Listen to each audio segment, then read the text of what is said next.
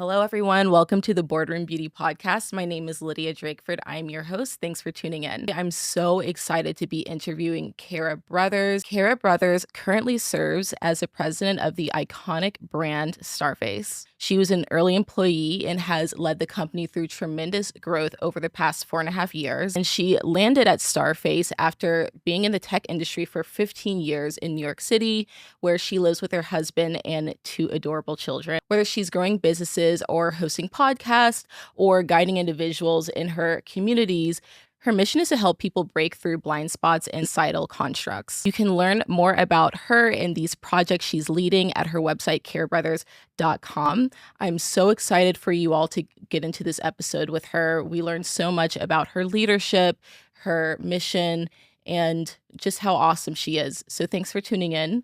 You can also find us at Instagram at Boardroom Beauty Co. Let's get into it with Kara. Thank you. Welcome, Kara, to Boardroom Beauty. Thank you for having me. This is such a treat. Thank you for joining. I'm very, very grateful. We're so inspired at how you live limitlessly and boldly and lead fearlessly. And so I'm just excited to dig into all the details today of like how you got to where you are. I love that. And I appreciate being seen and celebrated. It means a lot. We see you for sure. Thank you. So I'd love to start with the basics. Where are you from? I know you've been living in New York for a minute. Where are you originally from? Yes, I am originally from Durham, North Carolina. Yes. I'm from Charlotte. No way. Yes. Oh my gosh. Oh, I love this. Bull City. Bull City, baby. Meets Queen City. Exactly. Wait, I love that. So born and raised in Durham? Or? Born and raised in Durham. Yeah. Stop. All the way through high school. Yes. Oh my gosh. It was such a great place to grow up. I tell loved people it. North Carolina is such a great place to grow sick. up. Oh my gosh, I did not know you were from Charlotte. I love that. Yep, my brother, my niece and nephew, my sister-in-law is there. I love that shared appreciation for North Carolina because you're booked and busy. I would love to know. So what else are you working on outside of Starface? You know, and I can just see that you're probably similar. And I was like this as a young age, right? Like I like to have a lot of things going on. I have so many interests and layers to myself that I'm like really grateful to be exploring them all right now. Like I just turned 40 in February and I feel like all of this is happening. Thank you. So in addition to, having my husband and 2 kids, being the president of Starface, existing as a human being in the world. Like I'm always trying to find like new networking groups, new people, new friends, new acquaintances, and all of that. I am finally kind of also exploring these creative projects that have been with me forever, which is so fun. And it's kind of like this media meets community, my own media show and podcast, but there's other people that I want to uplift through my platform that maybe they have their own shows under my umbrella. And also I'm launching my very initial cohort of people through my platform called the Play Collective. Which really speaks to everything that we're talking about. Like I have so many dimensions to myself. And I also feel like there's a lot that we need as human beings in order to grow and evolve into what I hope we continue to do through all of this madness. So this cohort of people, we'll touch on everything. AI, parenting, sex, love, leadership. And I'm just getting started with it. And I'm looking forward to making, different price ranges for different people in their careers. This one is starting at the higher end just because I want that commitment and dedication. But I'm looking forward to really building things that are more affordable and for everyone as well. How cool. How cool. Meeting people where they're at and giving them what they need, especially in this time of like the multi-hyphenate being a little bit more accepted and celebrated. For the longest time, it was like you're either this and you've got to figure out what that is really early on. And you're kind of like put in that corner for way too long. And so I love seeing someone like you who's like living out their multi-hyphenate dreams and encouraging others to do the same. Thanks so much. Yeah, I'm hearing more people say that, and it didn't cross my mind. I'm not going to lie that it's not uncomfortable, for sure. Oh, yeah. It's definitely awkward. It's awkward. Yeah. It's totally awkward. And like, I think the people that the first movers are the ones that will encourage other people to like come along. But like right now it's like awkward. It is. It's like, what do you mean you're starting this thing and you have to like explain it to people and like why it matters to you and why you're doing it. They're like, what do you mean? There are other layers of myself that I'd love to explore. I love it so much. Exactly. Yeah. So cool. Yeah. Thanks. For the sake of our audience, yes, I would love to start with the mission that you lead in your career and your life. And that is to help more people break through blind spots and societal constructs, unlocking the freedom to live with greater clarity and purpose and play. At what point did this mission crystallize to you? It's funny. I think I was always this way. I am a little bit of a rebel at heart, a little bit of a live for the vision of the future versus like stuck in the details of now kind of person. And, you know, I lost that along the way, but I think at my heart and in my, you know, early childhood, this was me. And it crystallized absolutely running Starface, I think, where it was like Brian and Julie started this company that was doing the exact same thing, you know, like breaking through these societal norms that exist, you know, to make us feel bad for what? Having an acne, having pimples. And then like that just absolutely introduced me to my leadership style, which is a little bit of the same. Like I try not to be anybody else, but I just try to dig further into myself. And then it all started coming alive in the last couple of years, frankly. Well, there's so many things that I love about that. One, just that like it's come alive as you're like very senior in your career. I think we all like pressure ourselves to figure it out and figure it out fast. Like, what is our career purpose, mission, and like also you starting your collective a little bit later as well. It's kind of a weight off our shoulders to know that like it doesn't have to be right now. Let it come organically. Let it come naturally to you. And how like lucky are you that you're in a space that has bought that clarity in that vision? I am. Thank you for saying that. I know, right? It's like, especially, well, I don't know, probably everybody feels this way, but I know there's some clock on a woman's career and a woman's all this stuff. Always. And again, you know, it's in my nature to just kind of rebuke all of that.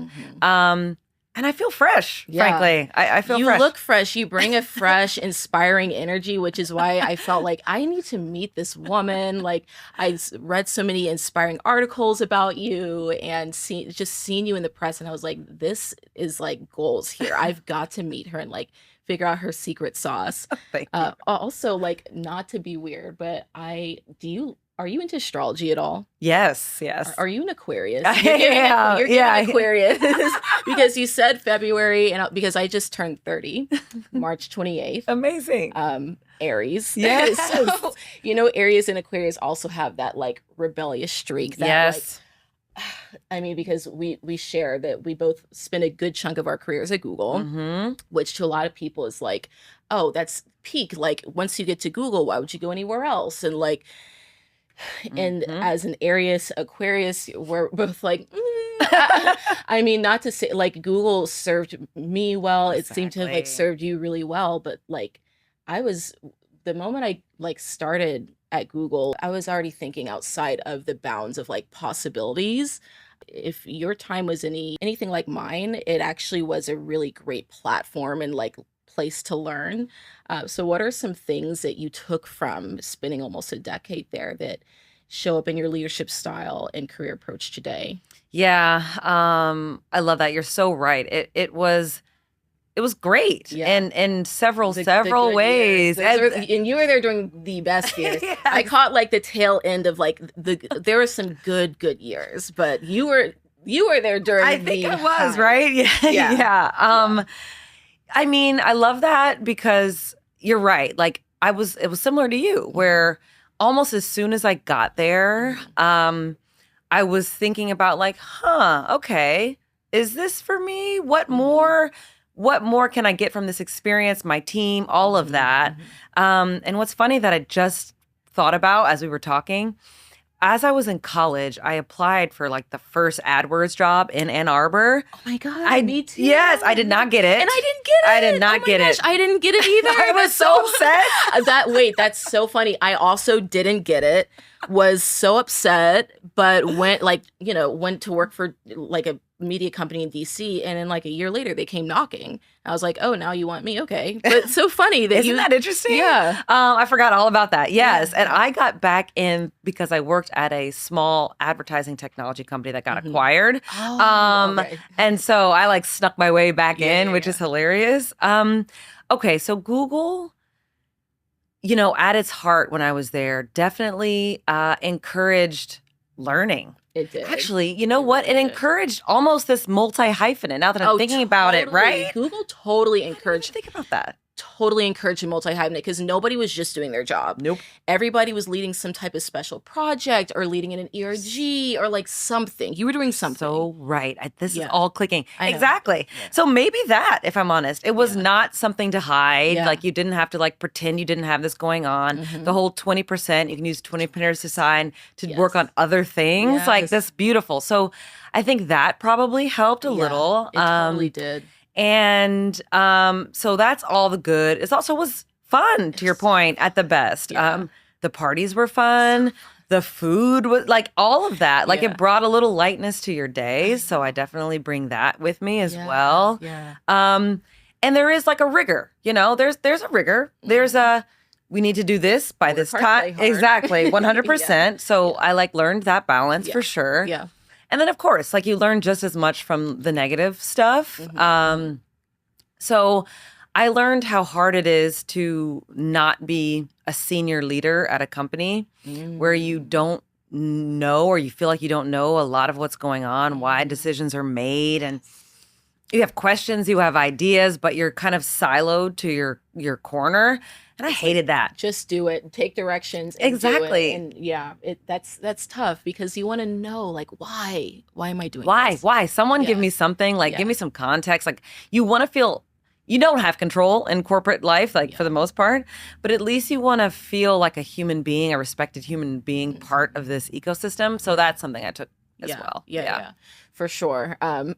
Same. And especially when you're in like a sales or a partnership role where it's like you could even be like working with a company as a partner, but not a part of like the end result of the decision being made. And you also started in sales. I did. Worked your way into like partnerships and more of a strategic role. It's hard to pivot around in big tech companies.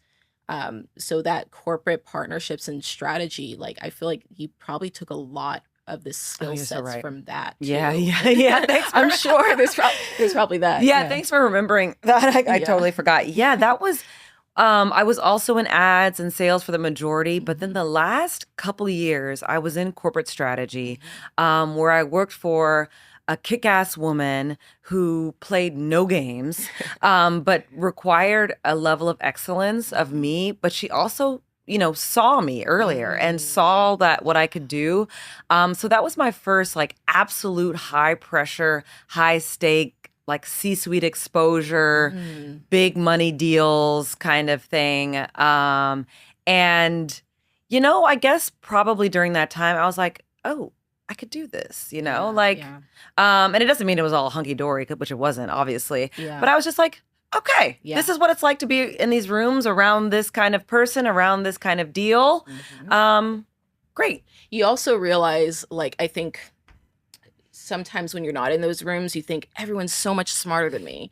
And then you get in those rooms and you're like, oh, no, they're not. Like, I'm deserving of being here. Like, I'm smart enough to be here. 100%. Yeah. Like, they might have a tremendous amount more context than you. They might have the connections, but they are literally the exact same human being. Whether they choose to see you as that or not, or you choose to see them, that's like a choice. But otherwise, it is a little bit equalizing in a weird way. Yeah. It is. Yeah. And then even your manager. So I also had an amazing manager at Google who, like, I to this day carry just the confidence that she gave me. And like you mentioning your manager seeing you and still like holding you accountable and giving you really hard stretch goals, but still seeing you and giving you that confidence that like, yes, you can do this. I believe you can do this. I'm sure that sticks with you too. It does. It absolutely does. Yeah. I know it does with me. Shout out to Rachel Dobby. Hey, I love that. Yeah, she's still there. Okay, so you left Google, um, again, during the time where, like, things were still really great. Like, it wasn't a big, scary corporation as much as it is today. It was still, like, a really great, more, like, family-oriented place where they were encouraging this, like, holistic work experience, um, and I'm sure a lot of people were like, "Why would you leave Google? It's like Disneyland." Like, but tell me about kind of the intuition that you experienced. It told you it was time to move on. Yeah, I love that you said intuition because I Mhm, feel like that's really important. mhm, And for whatever reason, we stopped using that indicator as a reason to do something. mhm, But no, mhm, ma'am, it's mhm. like it is such an important tool for all humans, I Yes. believe. Yes, Um, it is. and that's what it was. I always like to say that I was not rising the ranks of Google. Like I wasn't Mhm, necessarily on some path to the top or anywhere near it. So there were some realities there that were happening. mhm. But I think at my heart, I'm an entrepreneur. I'm a builder, Yeah, and I wanted teams, big teams. I yeah, wanted, like you said, I wanted to make decisions. I wanted to test my own chops yeah. and not necessarily be put in a particular box or even role.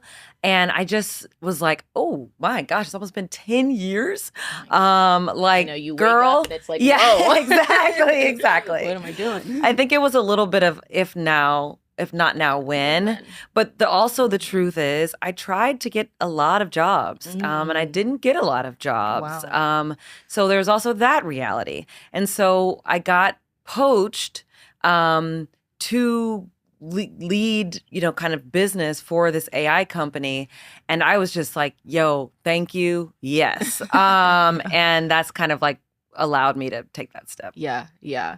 Um, and I think you talking about intuition being a part of that mixed with like the realities of, okay, hey, I'm working at this, I'm trying to get interviews, I'm trying to get other opportunities, but then like just the internal whisper, the internal Mhm. voice, like it's all such a balance.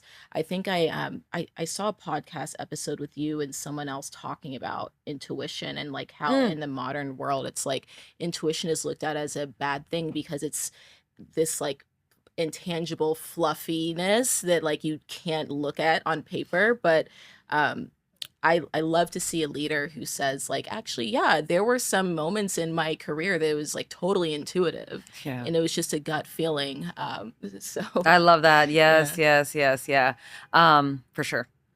So okay, from Google to leading an AI company and then to FutureWise and FutureWise to Starface. Starface was actually not your first presidential position, which I think is interesting to call out. And I still have friends at Google that are like, to your point, not necessarily climbing the ranks. It's really, really hard to climb the ranks at such a big company. But going and making that title leap from like, being like, let's say, manager to a president or like a VP, did you ever in that title leap, was that strategic? Did you know that like when you left Google, it needed to be like a big title opportunity?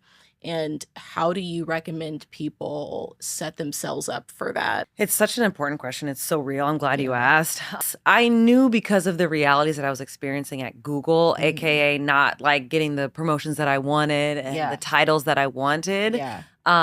that in today's construct, for the most Mhm. part, if I wanted to lead an entire business one day, somebody was gonna have to give me that Yeah. title. Yeah. And so title was something that I cared a tremendous amount. Mhm. I'd say this very openly to my team whenever we're talking. Like, there's different points in your life where maybe it's the money that matters the most, maybe it's the flexibility, maybe it's the Mhm. title, Mhm. maybe it's the work that you're doing that really energizes you.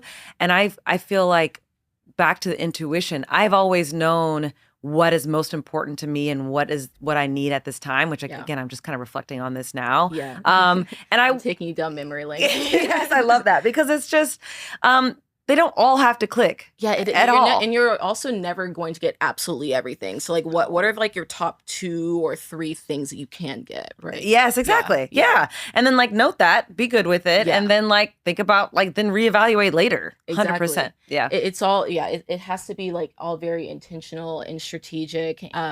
But this debut into beauty, like, was it a total surprise? Did you like what was your connection to the industry personally before that? Was it like a dream thing, or was it just like, huh, that'd be cool? Like I love this brand. I love lip gloss. Like what was it Yeah.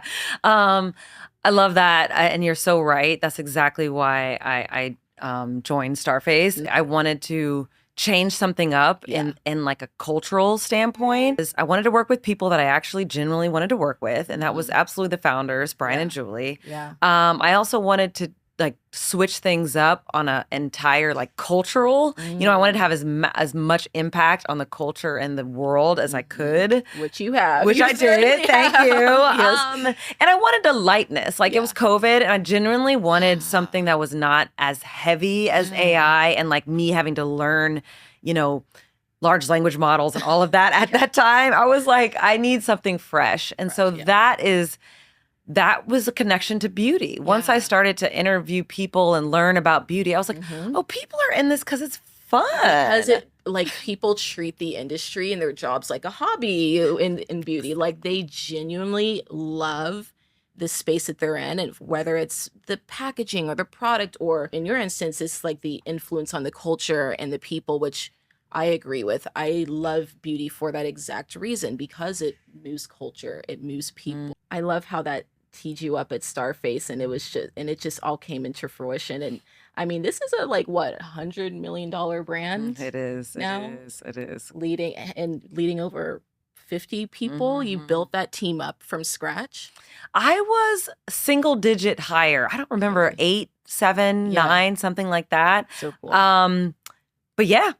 Crazy. But I mean, what to you have been some of like the biggest challenges for you personally as you've stretched into this position? Yeah. A lot of challenges. It's an insightful question and thing to talk about for sure, because it was really uncomfortable. There was a lot of growth needed for me to fully embrace this leadership role. And I'm grateful now, because now we talked about leaving Google, we talked about leaving the AI business, stepping into this. All of these different moments are really uncomfortable.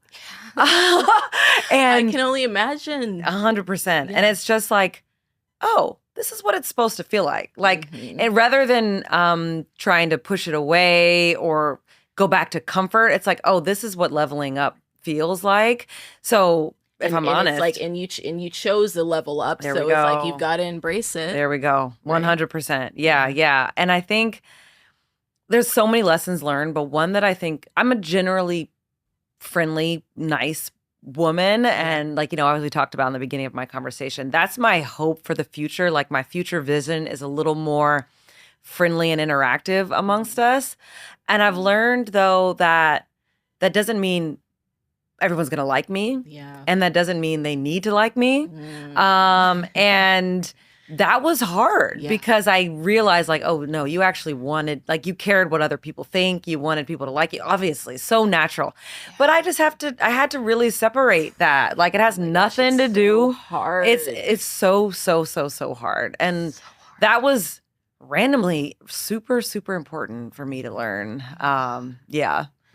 I just think about like listening to you say like that you have got to get uncomfortable with people not liking you. I like to think that I'm a kind person, and I'm also not like a people pleaser, but there is something incredibly uncomfortable around the feeling of not being liked.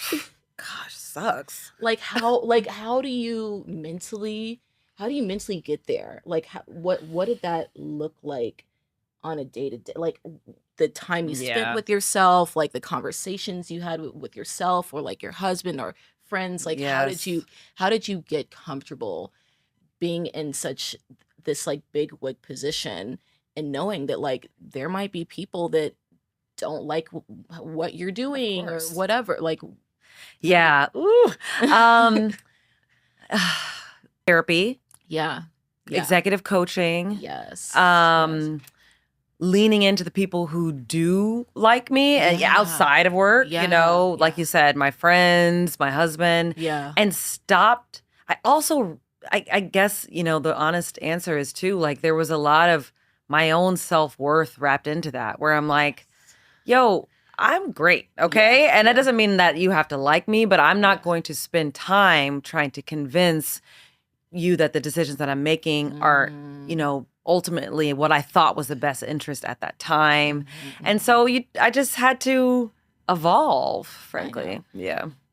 And that like evolution again is like not always comfortable, but like I actually remember in a past interview you did with CNBC. Mm. And you're really like, oh, I'm giving you so many like I love reminders, like, this. oh yeah, I did this, I did that. I clearly have done my You research. I've done seriously my did. homework. But you talked about being a good boss and like embracing your flaws, communicating early, and this Yeah. element of like communicating directly and with clarity. I used to have a boss that said like clarity is kind, but a lot of Ooh. people don't think about clarity as being kind. A lot of people read that as being like mean, or they don't like you for being honest or direct, and obviously like it's all within the delivery, like delivering Yeah. respectfully, whatever, which like I know you do. But have you ever in those moments been and I'm sure you have misinterpreted of like being aggressive and like for Black women as they are communicating clearly and learning to be okay with Mm-hmm. sometimes being misunderstood, Mm-hmm. which gosh happens so much. Like you gave some really good tips about leaning into like your community and executive coaching, but like can you think back to a moment where that was just really hard? Yes. Yeah. Ay, ay, ay, Yeah. right? Like it's hard. Yeah. But I was reflecting on this, and I think what's grown for me is I cannot control how other people perceive me. And as I'm putting myself out more, as I've assumed this role, Mhm, mhm. that is again another lesson that I'm having to learn Yeah. that it's not always about intention, Mhm. because it actually actions matter, Yeah. but I can't always control what word gets misconstrued and that sort of thing. And so most of the time, back to me being a little like I'm a friendly, natural, kind of like chill person, Mhm. most of the negative reactions have gotten mostly because of that side of my Oh, personality. really? Yeah, a little No bit. way. And it's like, no, no, no, just because I'm nice Yeah. and collaborative doesn't mean that I also am not don't make need to make hard decisions when I need to Yeah. and don't need to, that there's not another side of that Yeah. necessarily. Yeah. But I was also thinking, yeah, I do think that someone has called me like too confident or too something, Ooh. which is so funny because it's like Yes. at that time it was the opposite again. So Yeah. maybe I was overcompensating, but who knows? Mhm, But mhm. I know that if any of us spend too much time trying to understand what one person is saying, then we would lose ourselves and our goals. But it's Yeah. like I'm learning that everything has this nuance, of course, right? Yeah. So it's like if I hear that from someone who is respecting me, who's Mhm, someone who works for me for a while, mhm. and we have a great relationship, and they're like, "Yo, Cara, that was like not right what you said. Mhm. Thank you." And Yeah. then we can talk about it. Yeah, But yeah. if there's someone who like never gave me a chance in the first place, then there's probably something else going on Exactly. potentially. Yeah. I know, and that feedback just becomes a little irrelevant. Yeah, So, exactly. Yeah. yeah. Yeah. Thank you for that because it's such a struggle. It really is.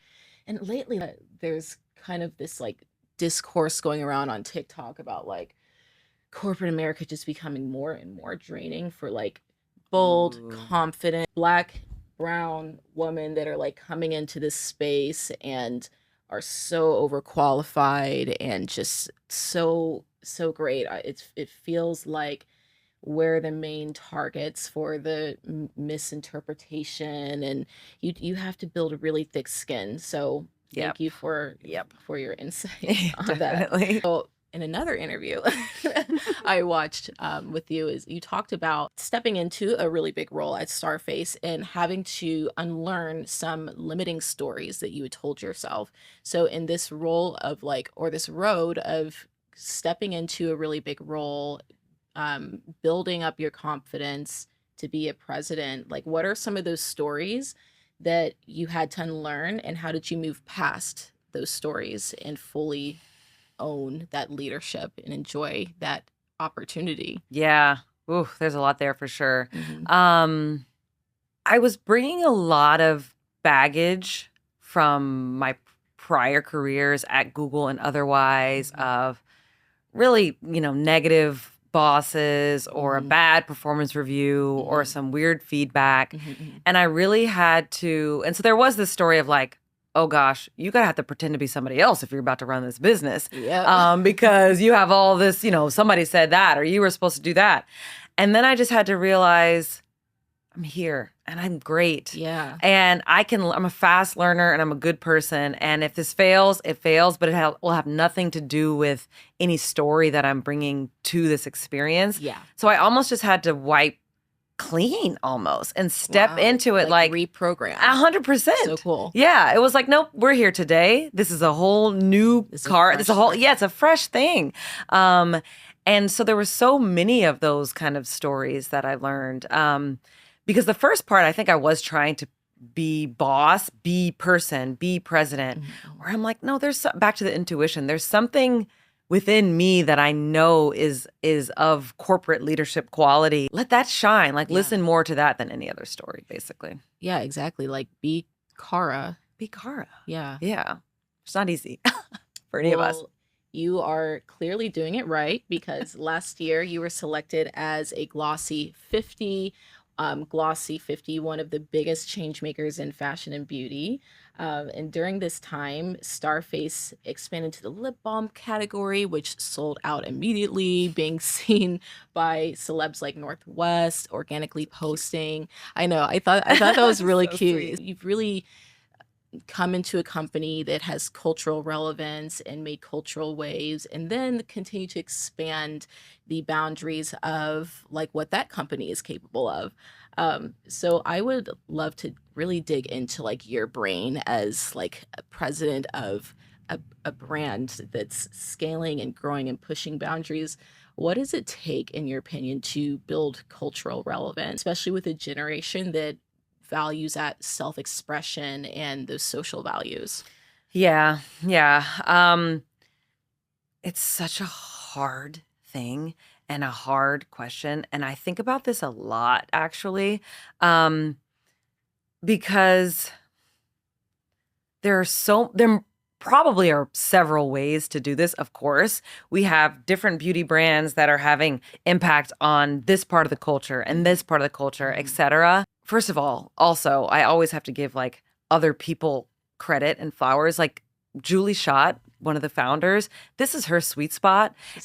She's so cool. And Christine Corey, who leads our creative and marketing, and like the whole team, like they're something else that I really stepped into is that I'm not going to be the expert. I'm not going to know all of this, but I surround myself with people who do. Yeah. And so there are a lot of people who work at Starface who just are plugged in, who are like, it was like, oh, this is cool right now. You gotta be tapped in. Yeah, you gotta be tapped in. And that's not necessarily my skill set at all. Yeah. So I would say that. I would say like, get people around you, get people working for your business who like have the part of culture that you're most interested in kind of navigating, and let them free, basically. I love it. Yeah. And I mean, you have to have the awareness of knowing like, what do we need? Yeah. Which is that's true. A big piece of leadership, like knowing like where your blind spot is, having the self-awareness of like what that is. And then also like, what does this company need? 100%. Yeah. That is where I come to the table with my skill sets for sure. Yeah. Well, I see it for sure. And so Starface has definitely been in expansion mode under your leadership. I'm curious about like what growth methods have worked best for the brand, in ways that also stay true to the ethos, because something that's so important with this generation is like, it's got to feel authentic. Like they can very easily read through this Gen Z, Gen Alpha, like they will clock the BS so quickly. Absolutely. So knowing that like this is a $100 million business, like I'm sure there's growth pressure, and a lot of beauty brands Yeah. unfortunately are Mhm. under that microscope of like growth pressure, and you can see them like trying out product and like just things not making sense, but just trying to grow, and it's missing the mark of their brand ethos. Yeah, yeah. And we've been there. We've Yeah. made a tremendous amount of mistakes like that too. And it's like you said, it's almost like you have to, given a lot of the growth pressure. Not have to, but it's really natural to, for sure. Yeah. You know what I think about? A lot of the basic stuff that's really helped us, like a brand book that Christine Corey put together. Like she spent a lot of time with Ruby, like our lead copywriter, on like, no, what do we stand for and what do we not? And that took forever. It takes a long time. It's like ideally you want to have it at the beginning, but I'm sure it's gone through different iterations. Exactly. Yeah. Yeah. And like, I'm not sure how. It probably is normal, but if it's not, taking that time to spell it out. I mean, it's probably 50 pages, you know, and it's not just, these are our values. Yeah. It's like, no, we're not going to do this. We're not going to do this. We don't follow this. It was just like really outlining all of that. And that's kind of like our brand Bible in a way too. So I feel like get your basics down tight and really think about what you're not going to do. You're just as defined by I'm going to do this, by like, you know what? I'm never going to do that. I'm never going to do that. We have a lot of nevers. So I love that. And also the details matter. Like Julie cares about each caption on each Instagram post, or who we cast, you know, because all of that is a reflection of the brand that you're building. So even as you do grow and you get bigger and you hire all these experts, make sure that you're downloading, you know, your brain and the brand ethos for sure. Well, the brand is so strong, and it's funny to know what's happening on the back end for it to show up in that way. So congrats to you and your team on that. What do you see brands getting wrong when they're under that pressure to just like exist and succeed? Yeah. I know that what we got wrong, like in the beginning when we didn't have the brand book or we didn't really have our voice, we were experimenting. And again, that's literally part of the process. Yeah. And so we would just toss it out and be like, okay, we hated that. Like make a note, or like, oh, that wasn't right. Or, oh, that product, we just did it because a retailer really wanted it and it didn't work. Okay, let's clock that. So a lot of it, again, not everyone has that luxury, but a lot of it is probably a little bit of an experimentation. And that is what has been so beautiful about Starface, is that we're just trying. We're trying, we're experimenting, we're playing. Like there's a lot of fun and a lot of levity there. Yeah. And so that allows us to kind of like take these signals and report back to ourselves. Like, did we like that? Was that good? Yeah. And then we just kind of go from there.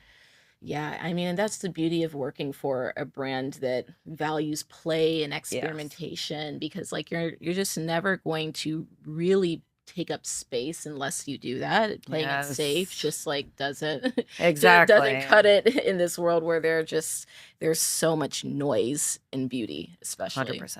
Yeah. I loved the collaboration with Marc Jacobs' new brand, Heaven. So sick. I thought it was like the fun compact, like that was so cool. Yay. I'm sure like your background and partnerships kind of like had your brain working.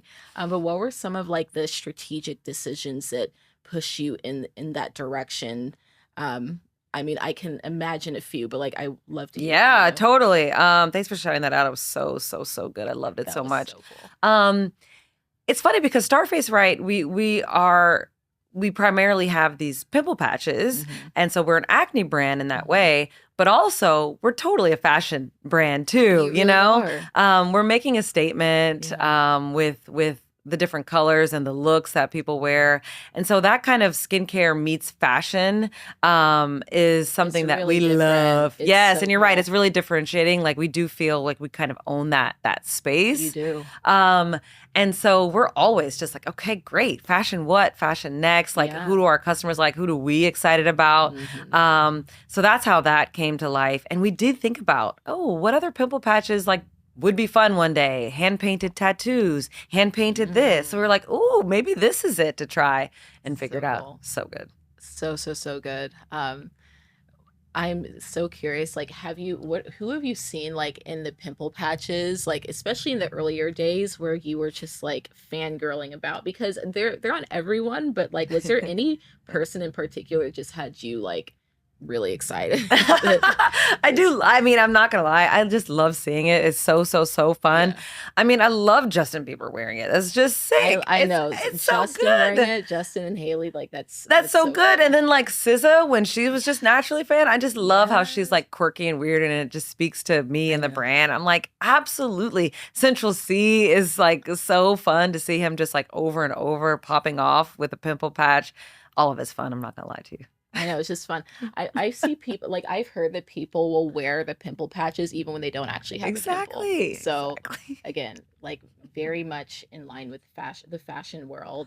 It's so cool to just see how you've bought your career together in different swim lanes and all of it kind of laddering up to this mission and what you're excited about. And it's also really refreshing to see like the excitement behind what you do. Because not everybody is excited about what they do. No. So Yeah. thanks for keeping it real and honest. But I always love to know like what your kind of beauty routine is. Like Ooh. some people are really simple and that's okay, but I still love to, not to say that you are, but like no pressure. Like what's kind of your top shelf, like your everyday, you cannot this is going to like make or break your day. You cannot leave the house without it. You must start your day, you must end your day with it. Fun. Yeah. Okay, you're right. I'm pretty simple Mhm. because I'm not lazy, but I'm very judicious with my time. Mhm. I also have this whole kid and husband and life. Yeah, I can imagine. But I've always been really simple. But I will tell you, I have some that lately. Yeah. So let's run it. Let's start at the beginning. Yeah, In the let's start. shower, I'm like not just starting, but I'm bringing back dry brushing, which Oh yes, yes. a lot of people are bringing back the dry brushing Mm-hmm. because it exfoliates. It exfoliates, but Yeah. I also feel like it gives a little energy. I don't know if it's just like the blood is flowing in a different direction, but it kind of just wakes me up a little bit. Okay, Yeah. so this is a morning So thing. I'm getting that going. Okay. Really keep it simple with the moisturizer and the SPF moments. Well, you look hydrated. You Thank look you. protected. Thank you.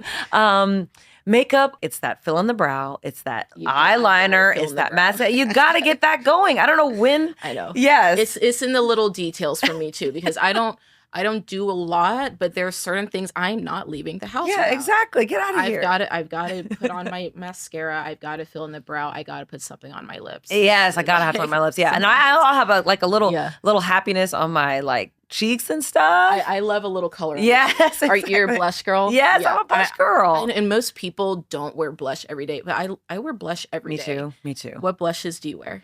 NARS. Oh yeah. Yeah. Okay. You can't go Keep wrong. it classic. Like orgasm. Exactly. Yeah. You can't Exactly. go wrong Exactly. without NARS. I've probably worn that for 20 years, and I still Yeah. keep buying it. That's what's so funny about NARS. They continue to like I mean, they keep it classic, but like it continues to transcend from one generation to the next, to the next. I never thought about that. Yeah. Hell yeah. Hell yeah, to the ladies at NARS. You're Thank doing you, a great NARS. job. Yes, exactly. Up the curly girl journey has been a thing. I was gonna ask, like, what do you do with your hair? Oribe, I think I'm saying that right? Oh yeah, Yeah, Oribe, yeah. yes. And Christoph Robin. Okay. Christopher Robin. He has like that keeps the anti-frizz going. Is it Christopher Robin? I love theirs the best, really. I love it. Yeah. Well, this was so fun. This was great. Thank you. Thank you so much for joining. I already know that these clips are about to be fire. Yes. And thanks everyone for tuning in. Where can they find you? Oh yeah. You can find me on anywhere. Instagram at Cara Brothers, LinkedIn for sure. My website, www.carabrothers.com has more about my creative projects that I'm building as well. As we love to see. Thank you so much, Cara. Thank you.